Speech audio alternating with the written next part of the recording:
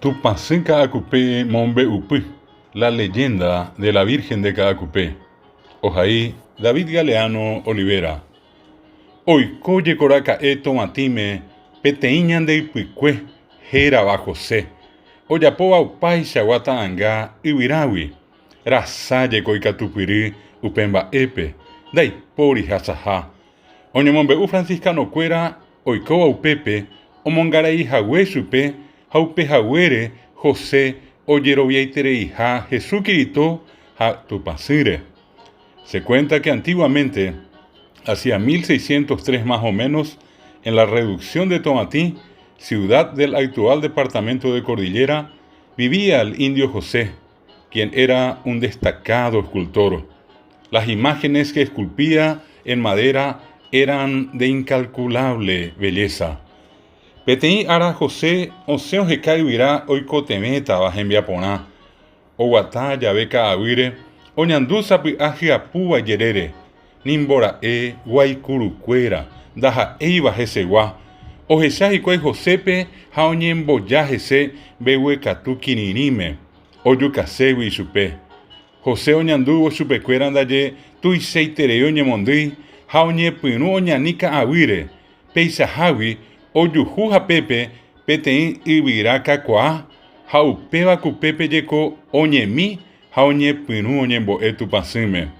He'i chupe, néina che syguasu, chepytymomína, ha asẽramo ko'águi tekovére, ajapóta nera'ãnga, kóvako yvyra kakuaágui. Un día, José salió y se dirigió a un monte cercano a fin de traer madera para realizar sus tallados. Mientras caminaba por un sendero, sintió en su entorno la presencia de los temibles indios Guaycurú. Asustado, José empezó a correr con todas sus fuerzas hasta que halló en su camino un enorme árbol. Como última opción de vida, él se escondió detrás y elevó una plegaria a la Inmaculada Concepción, hoy conocida como la Virgen de Caacupé. Le pidió su intercesión en ese momento difícil y desesperado y le prometió que si salía con vida de esa circunstancia, tallaría de ese árbol una hermosa imagen suya. Upeya vendaye, guaycurucuera ojasai yikerupi, haye kondo jesai, hanoñandui hikuai Josépe. Uperiré, José, once ibiracupewi, haome'e aguille tupacýme. Ojojógape, haoñepynu hembiapo, ohechakuaávo tupacý ñepytyvõ.